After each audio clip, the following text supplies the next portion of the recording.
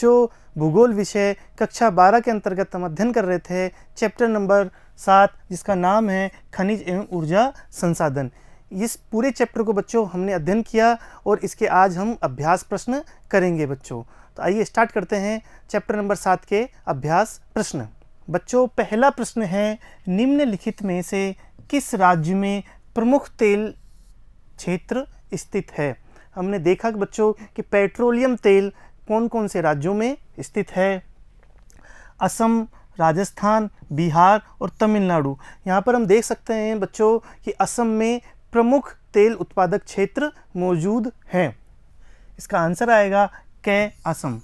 हालांकि बच्चों हाल ही के किए गए रिसर्च के अनुसार राजस्थान में भी विशेष रूप से पश्चिमी राजस्थान, बाड़मेर और जैसलमेर जिलों में तेल के भंडार मिले हैं। ठीक है बच्चों, लेकिन यहाँ पर इसका आंसर आएगा असम, क्योंकि भारी मात्रा में असम में 19वीं सदी से ही तेल के क्षेत्र प्रमुख रूप से विद्यमान हैं, इसलिए यहाँ पर आंसर आएगा बच्चों असम राज्य। दूसरा प्रश्न है बच्चों, निम्नलिखित में से किस स्थान पर पहला परमाणु ऊर्जा स्टेशन स्थापित किया गया था। भारत में पहला परमाणु ऊर्जा स्टेशन कहाँ पर स्थापित किया गया था। इसका आंसर आएगा बच्चों घ तारापुर, महाराष्ट्र में। महाराष्ट्र में स्थित तारापुर नाम की जगह पर भारत का पहला परमाणु ऊर्जा स्टेशन स्थापित किया गया था बच्चों। इसके बाद देखते हैं अगला प्रश्न, निम्नलिखित में से कौन सा खनिज भूरा हीरा के नाम से जाना जाता है। बच्चों हम जानते हैं कि भूरा हीरा किसको कहते हैं, मैग्नीज को। मैग्नीज को भूरा हीरा कहते हैं बच्चों। ठीक है, इसके बाद देखते हैं बच्चों अगला प्रश्न है, निम्नलिखित में से कौन सा ऊर्जा का अनवीकरण स्रोत है। हम सब जानते हैं बच्चों कि जल नवीकरण स्रोत है, सूर्य नवीकरण स्रोत है और पवन भी नवीकरण स्रोत है। तो बचा हुआ ताप है बच्चों, यह अनवीकरण स्रोत है ऊर्जा का। ठीक है बच्चों, हमने इसका अध्ययन भी किया था हमारी पुस्तक में से। इसके बाद देखते हैं बच्चों ऐसे प्रश्न जो कि 30 शब्दों में जिनका आंसर हमें देना है। इसका पहला प्रश्न है बच्चों, भारत में अभ्रक के वितरण का विवरण दो।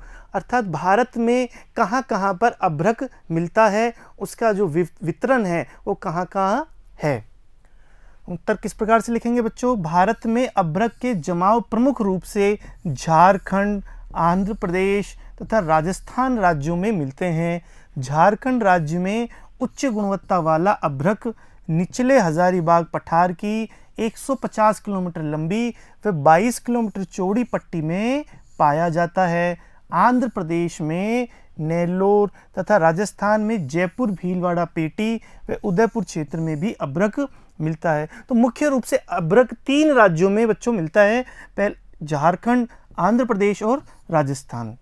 ठीक है बच्चों, इसके बाद देखते हैं अगला प्रश्न, नाभिकीय ऊर्जा क्या है। भारत के प्रमुख नाभिकीय ऊर्जा केंद्रों के नाम लिखो। नाभिकीय ऊर्जा से क्या अर्थ होता है, नाभिकीय ऊर्जा किसे कहते हैं और भारत में कहाँ कहाँ पर नाभिकीय ऊर्जा के केंद्र स्थित है। ठीक है बच्चों, तो हम देख सकते हैं बच्चों कि यूरेनियम तथा थोरियम आदि परमाणु खनिजों के अणुओं के नियंत्रित दशाओं में विखंडन से प्राप्त ऊर्जा को नाभिकीय ऊर्जा कहते हैं।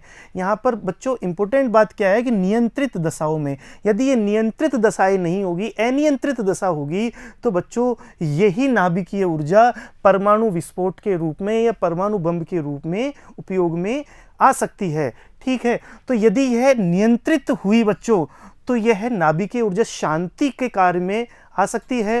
ठीक है, विकास के कार्य में आ सकती है।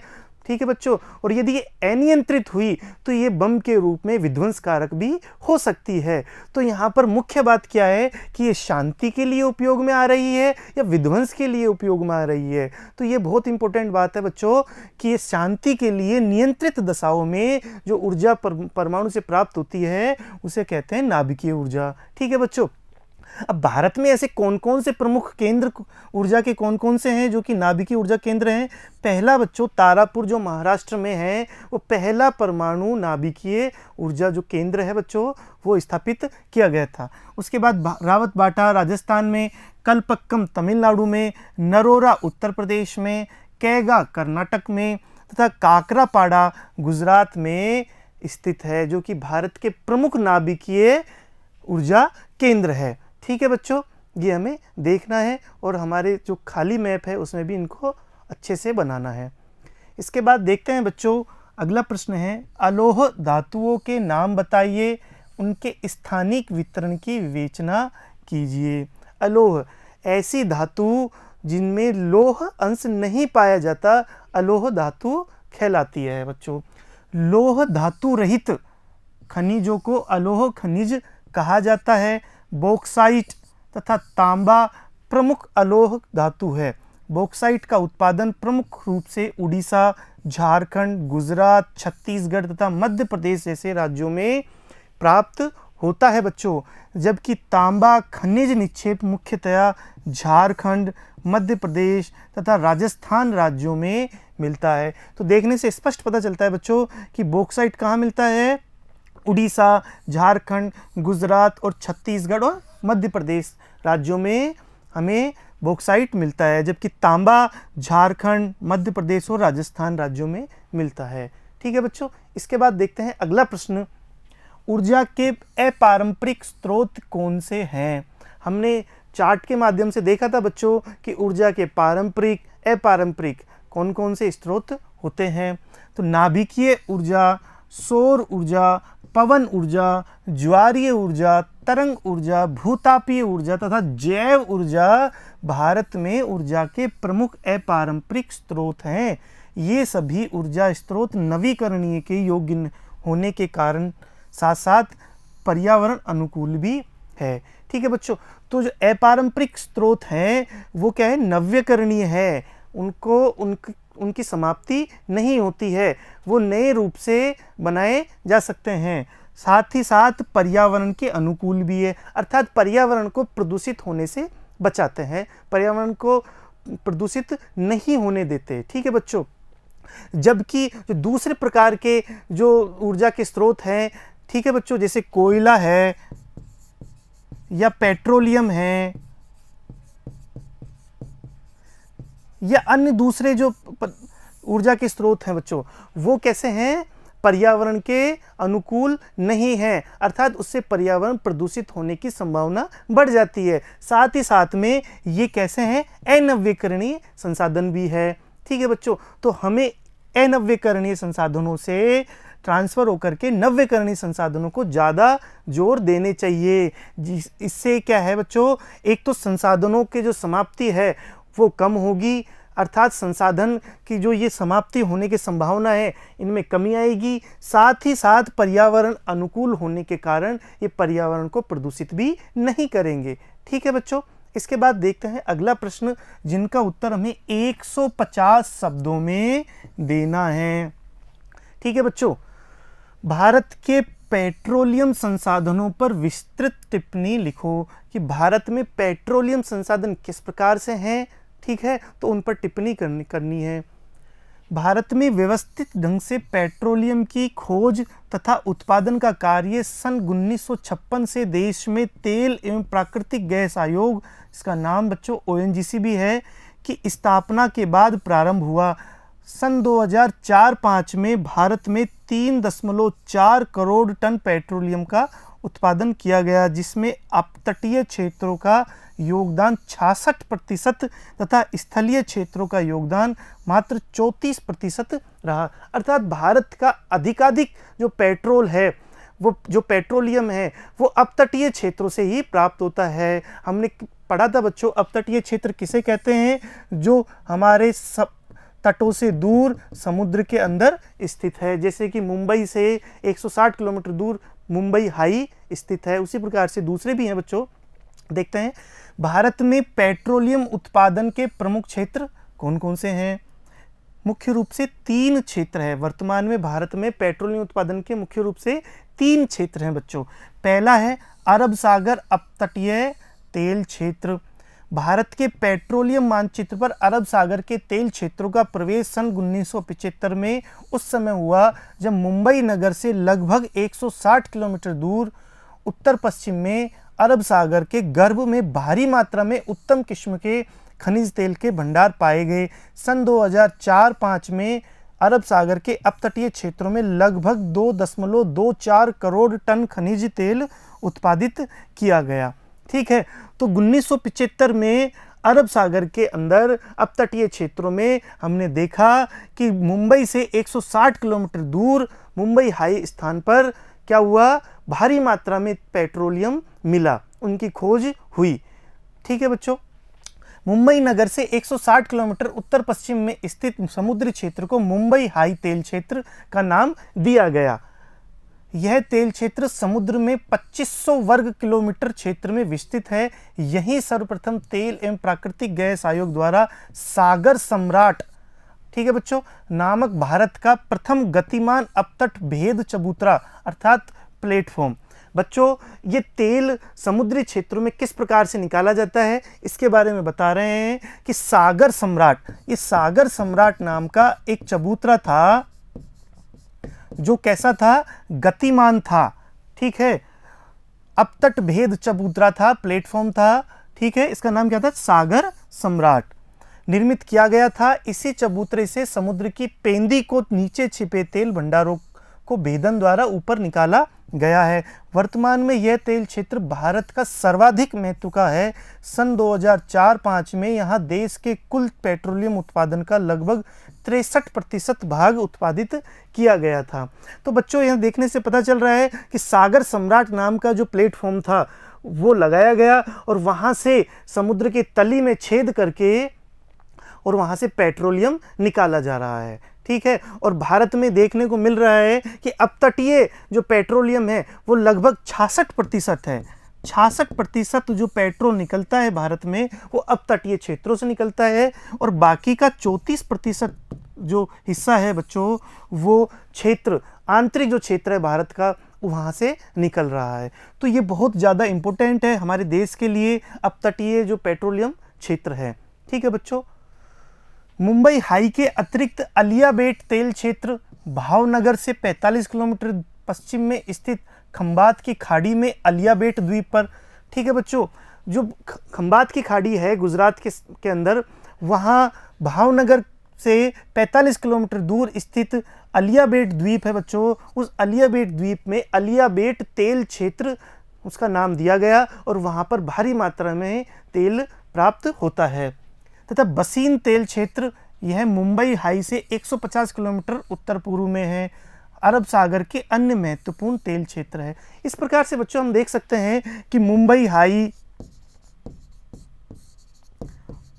अलियाबेट,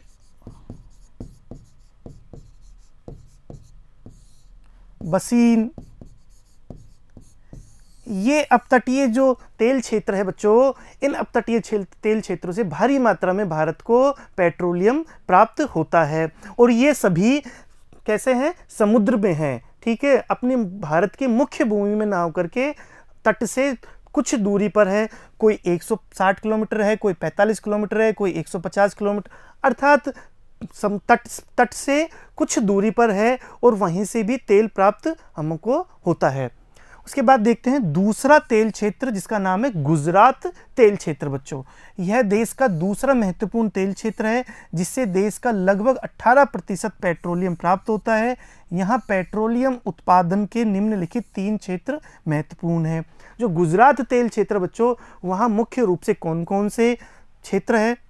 पहला है बच्चों अंकलेश्वर तेल क्षेत्र, बड़ौच जिले में बड़ौदा नगर से 80 किलोमीटर दूरी पर स्थित अंकलेश्वर तेल क्षेत्र है। अगला इसके बाद है बच्चों खंबात तेल क्षेत्र, खंबात खाड़ी के उत्तर सिरे पर स्थित लुनेज तथा गंधार तेल क्षेत्र इसमें सम्मिलित है। तीसरा है बच्चों मेहसाणा, कलोल व नवगाम तेल क्षेत्र, यह अहमदाबाद नगर के समीपवर्ती क्षेत्र है। यहाँ पर भी तेल का उत्पादन किया जाता है। तीसरा है बच्चों असम तेल क्षेत्र, वर्तमान में यह देश का तीसरा महत्वपूर्ण तेल उत्पादक क्षेत्र है। डिगबोई, नाहरकटिया और मोरान असम राज्य के ब्रह्मपुत्र घाटी में अवस्थित महत्वपूर्ण तेल क्षेत्र है। तेल व प्राकृतिक गैस आयोग ने पूर्वी तट पर कृष्णा गोदावरी बेसिन, ठीक है बच्चों, तो 3 क्षेत्र हमने देखा। एक तो अपतटीय, एक गुजरात और तीसरा है असम तेल क्षेत्र। इसके बाद क्या हुआ है बच्चों, देखना है कि कृष्णा गोदावरी बेसिन तथा कावेरी बेसिन में खोदे गए कुओं में तेल व प्राकृतिक गैस की मौजूदगी को प्रमाणित किया है। इसी के साथ में राजस्थान, पश्चिमी राजस्थान में बाड़मेर जिले के अंदर यह भी देखा गया है कि यहाँ पर भी तेल की मौजूदगी है और वहाँ से तेल निकल रहा है बच्चों। अगला प्रश्न है बच्चों, भारत में जल विद्युत पर एक निबंध लिखो। भारत में जल विद्युत किस प्रकार से है, कितनी संभावना है, उसके बारे में एक लेख लिखना है। अर्थात यहाँ पर निबंध या लेख का मतलब होता है बच्चों 150 शब्दों में या फिर उसके आसपास। ठीक है। शक्ति संसाधनों में जल विद्युत का महत्व अन्य संसाधनों की अपेक्षा सर्वाधिक है। इसका सबसे प्रमुख कारण यह है कि जल विद्युत शक्ति का स्थायी तथा कभी समाप्त नहीं होने वाला स्रोत है। अर्थात यह जो स्रोत है जल विद्युत बच्चों, ये नवीकरणीय संसाधन है, कभी समाप्त नहीं होता। ठीक है। जल विद्युत के उत्पादन में अन्य शक्ति संसाधनों की अपेक्षा सबसे कम खर्च करना पड़ता है। साथ ही इसको सुदूर स्थानों तक ले जाने में विशेष परिश्रम तथा व्यय की आवश्यकता नहीं पड़ती। ठीक है। यदि जल विद्युत होती है बच्चों तो उसको एक स्थान से दूसरे स्थान पर आसानी से ले जाया जा सकता है, जबकि दूसरे प्रकार के ऊर्जा संसाधन है जैसे कि कोयला है, पेट्रोलियम है या प्राकृतिक गैस है, इस प्रकार के संसाधनों को एक स्थान से दूसरे स्थान पर ले जाने में भारी श्रम और व्यय होता है। ठीक है बच्चों, खर्चा भी ज़्यादा होता है और श्रम भी ज़्यादा होता है, जबकि जल विद्युत को एक स्थान से दूसरे स्थान पर ले जाने में बहुत ज़्यादा श्रम और व्यय नहीं होता। जल विद्युत को श्वेत कोयला भी कहा जाता है क्योंकि बहता हुआ जल श्वेत दिखाई पड़ता है और इससे कोयले की तरह शक्ति उत्पादित की जाती है। तो जल विद्युत को क्या कहते हैं बच्चों, श्वेत कोयला। सन 2004-05 में भारत में कुल 8,461 मेगावाट जल विद्युत का उत्पादन किया गया था, जो कि विद्युत उत्पादन का 14.1% था। भारत की समस्त नदी घाटियों में जल विद्युत उत्पादन की संभाव्य क्षमता 84,000 मेगावाट, ये सन 2004-05 के अनुसार है बच्चों, है, जिसमें से अभी तक केवल 10% उत्पादन क्षमता को ही विकसित किया जा सका है। ठीक है। इसके बाद भारत की लगभग 60% संभावित जल शक्ति के स्रोत हिमालय पर्वत से उद्गम होने वाली नदियों में हैं। इन प्रमुख नदियों में ब्रह्मपुत्र, गंगा, सिंधु तथा इनकी सहायक नदियाँ हैं। ठीक है। तो जल विद्युत के लिए हम विशेष रूप से देखें तो हिमालय से निकलने वाली जो प्रमुख नदियाँ और उनकी सहायक नदियाँ ही है। दक्षिण भारत में देखें बच्चों तो वहाँ पर उत्तर पश्चिम व पश्चिम से दक्षिण पूर्व व पूर्व की ओर बहने वाली नदियों में भारत की संभावित जल शक्ति का 20% भाग निहित है तथा शेष 20% संभावित जल शक्ति पश्चिमी घाट तथा मध्य भारत से उद्गमित होकर पूर्व से पश्चिम की ओर प्रभावित नदियों में निहित है। तो दक्षिण भारत में किस प्रकार से 20%, जबकि शेष मध्य भारत में क्या है बच्चों 20%। इस प्रकार से भारत में जल विद्युत की संभावनाएं अपार है। भारत में जल विद्युत उत्पादन के लिए अनुकूल दशाएं कौन कौन सी है जिससे कि हम जल विद्युत उत्पादन कर सकते हैं। पहली है बच्चों अनुकूल जल प्रवाह। जल विद्युत के विकास के लिए नदियों में सतत जल प्रवाह में वेग तथा पर्याप्त जल का होना आवश्यक है। ठीक है। यहाँ पर हम देख सकते हैं कि नदियों में सतत जल प्रवाह होना चाहिए, जल प्रवाह में वेग होना चाहिए। ठीक है बच्चों, और पर्याप्त जल का होना भी आवश्यक है। और ये सभी चीज़ें ये हिमालय से निकलने वाली नदियों में ही मिलती है विशेष रूप से। हिमालय से निकलने वाली सिंधु, गंगा, यमुना, ब्रह्मपुत्र तथा इनकी सहायक नदियों में वर्ष के अधिकांश समय में ये तीनों विशेषताएं रहती है। ठीक है बच्चों। और जबकि दक्षिण और मध्य भारत में इस प्रकार की विशेषताएं नहीं मिलती क्योंकि यहाँ पर जो नदियाँ बहती है वो बारहमासी नहीं होती, मानसूनी नदियाँ ही अधिकांश रूप से होती है बच्चों। केवल ग्रीष्म काल के 2-3 महीनों की शुष्क अवधि में जल की उपलब्धता में कमी हो जाती है। इस कमी को नदियों पर बांध बनाकर पूरा किया जा सकता है। ठीक है बच्चों, यदि ग्रीष्म काल में कोई जल की कमी भी हो जाती है तो उसे बांध बना करके उस कमी को पूरा किया जा सकता है। इस प्रकार से उत्तरी भारत में विशेष रूप से हिमालय से निकलने वाली जो नदियाँ हैं वहाँ पर जल विद्युत की अत्यधिक संभावना मौजूद है। दूसरा है बच्चों धरातल। जिन भागों में प्राकृतिक जल प्रपात होते हैं वहां जल विद्युत उत्पादन आसानी से हो जाता है। जिन क्षेत्रों में प्राकृतिक रूप से जल प्रपात होते हैं वह आसानी से हो जाता है, अन्यथा उन पर बांध बनाकर कृत्रिम जल प्रपात बनाए जाते हैं। जिन क्षेत्रों में प्राकृतिक जल प्रपात नहीं होते हैं वहाँ कृत्रिम जल प्रपात बनाने में काफ़ी व्यय करना पड़ता है।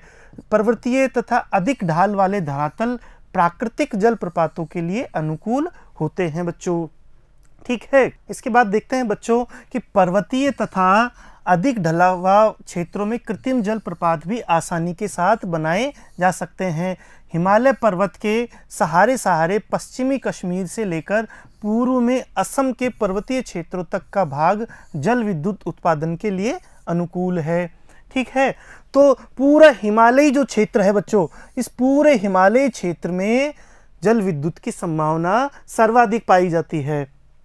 इसी प्रकार दक्षिणी भारत में पश्चिमी घाट के पर्वतीय भागों के सहारे तथा सतपुड़ा, विंध्याचल, महादेव तथा मेकाल की पहाड़ियों के सहारे भी जल विद्युत उत्पादन के लिए अनुकूल दशाएं हैं। अर्थात जो जहाँ भी पहाड़ है, ऊंचे ऊंचे पहाड़ियाँ है, वहाँ पर इस प्रकार की कृत्रिम जल प्रपात अथवा प्राकृतिक जल प्रपातों के द्वारा जल विद्युत की संभावनाएं व्याप्त होती है बच्चों। ठीक है, तीसरा है शक्ति के अन्य साधनों का अभाव। भारत में कोयला, पेट्रोलियम तथा परमाणु संसाधनों की कमी है। दूसरे राष्ट्रों से इन्हें आयात करना काफ़ी व्यय साध्य होता है। देश की आर्थिक व्यवस्था पर इनके आयात से प्रतिकूल प्रभाव पड़ता है। अतः भारत जैसे विकासशील राष्ट्र में जल विद्युत उत्पादन बहुत ही आवश्यक है। भारत जैसे देश के लिए तो जल विद्युत बहुत ज़्यादा आवश्यक है, क्योंकि यहाँ ऊर्जा के जो स्रोत हैं, ऊर्जा के जो परंपरागत स्रोत है बच्चों, जैसे कि कोयला है, पेट्रोलियम है, ये चीज़ यहाँ पर कमी है और इस कारण से बाहरी देशों से इनसे मंगाना पड़ता है, आयात करना पड़ता है और इसके लिए हमें भारी मात्रा में पूंजी भी व्यय करनी पड़ती है। उसके बजाय यदि हम जल विद्युत का उत्पादन बढ़ाएं, इसके निर्माण में विशेष कार्य करें, तो बच्चों इस पर होने वाले व्यय हैं कोयला, पेट्रोलियम आदि पर, वो कम किया जा सकता है। इसलिए जल विद्युत की संभावनाएं यहाँ पर सर्वाधिक है। इसके बाद देखें कि अधिक पूंजी की आवश्यकता। इसकी एक विशेषता क्या और है बच्चों, अधिक पूंजी की आवश्यकता होती है। जल विद्युत शक्ति गृहों के निर्माण के बाद एक लंबे समय तक बिना किसी अतिरिक्त व्यय के विद्युत प्राप्त की जा सकती है। भारत जैसे विकासशील राष्ट्र के पास पूंजी की कमी होने के कारण यहाँ पर्याप्त जल विद्युत का विकास नहीं हो पाया है। देश की लगभग 75% जल विद्युत उत्पादन क्षमता का उपयोग अभी तक नहीं हो पाया है। देश में जैसे जैसे पर्याप्त पूंजी की सुविधा होती जाएगी, भारत अपनी अनुपयुक्त जल विद्युत उत्पादन क्षमता का विकास करता जाएगा। तो चौथी जो विशेषता है बच्चों जल विद्युत की, वो क्या है, इसमें पूंजी की आवश्यकता ज़्यादा पड़ती है। एक बार इंफ्रास्ट्रक्चर डेवलप करने के लिए बहुत ज़्यादा मात्रा में हजारों करोड़ रुपए उसमें चाहिए, लेकिन एक बार यदि वो स्टेबलाइज हो गया बच्चों, तो वो लगातार रूप से विद्युत प्राप्त करते रहते हैं। इस प्रकार से हम देख सकते हैं कि यहाँ पर विभिन्न प्रकार की चीज़ें होती है। वर्षा की मौसमी प्रवृत्ति तथा हिमजल के न मिलने के परिणाम स्वरूप प्रायद्वीपीय भारत की नदियों से संभावित जल विद्युत का उपयोग बहुत ही कम हो पाया है। दूसरी ओर भारत मुख्यतः अपनी मानसूनी वर्षा के कारण भी जल शक्ति पर पूर्णतया निर्भर नहीं रह सकता। इसलिए भारत को विद्युत के विकास के लिए जल विद्युत तथा ताप विद्युत दोनों की ही मिलीजुली विद्युत की राष्ट्रीय ग्रिड पर निर्भर रहना पड़ता है। भारत को जल विद्युत और ताप विद्युत दोनों ही प्रकार की विद्युत का उपयोग करना पड़ता है। इस प्रकार से बच्चों हम देख सकते हैं कि ये जल विद्युत की विशेषताएं क्या है। ठीक है, आज हमने किए बच्चों चैप्टर नंबर 7 के प्रश्नोत्तर। अगली क्लास में पढ़ेंगे चैप्टर नंबर 8। धन्यवाद बच्चों।